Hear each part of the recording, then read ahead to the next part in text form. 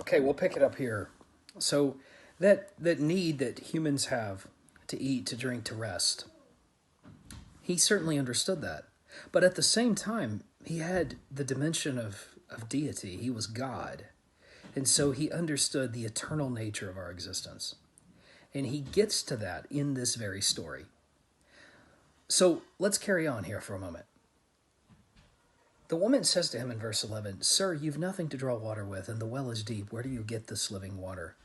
And then over the next few verses, there's a little bit of a conversation that takes place. Jesus describes the water that he will give to this woman as water that will mean that she will never be thirsty again. And she says, "Well, this I want this water, because there's two types of water. Then she's used to the water that you have to drink, and then you drink some more tomorrow, and then the next day." And Jesus is describing some sort of magical water to her, right? He says, "Well, I want some of that. Then I don't have to come here and draw water anymore."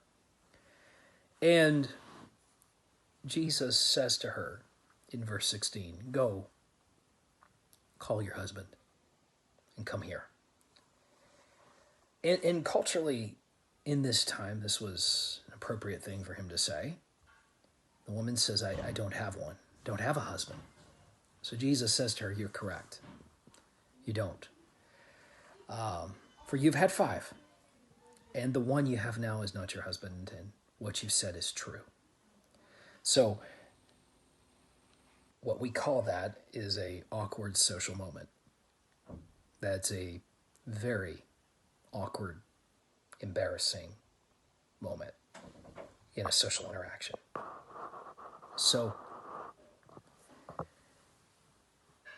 what we need to understand about these five husbands is that I often hear this story: this woman is maligned, and yet in many ways she is a victim of a culture in which in some ways still exists in certain parts of the world, that a man can, in a very conservative religious culture, can hire a woman as a temporary wife.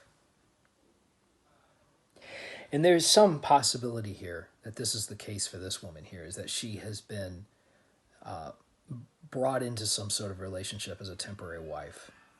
And this has happened to her repeatedly. And so this idea that she is she's certainly, is she a flawed person? We're all flawed, and she is as well. But she's also something of a victim of a society which allows men to get away with things and not be condemned for their actions, but would then turn around and marginalize this woman. She's coming to draw water at the noon hour. She's not socially accepted by other women. They would normally come in the morning or the evening. So she's here somewhat isolated, doesn't have a husband, which is certainly a mark of her social status. So, we see this woman as not only, not a socially acceptable person for the Jewish people, but then a woman on top of that. But then on top of that, a woman that other Samaritan women wouldn't even want to associate with. And that's not entirely fair to her, because she's a victim of double standards, as well as a victim of her own flaws, as we are. That's the nature of sin. It victimizes us, it hurts us, and yet we're also responsible for it. It's a very difficult moment. And so the woman does something very logical. She turns the conversation. It's like, well, let's change the subject, and says, "I see you, I perceive, I think you must be a prophet."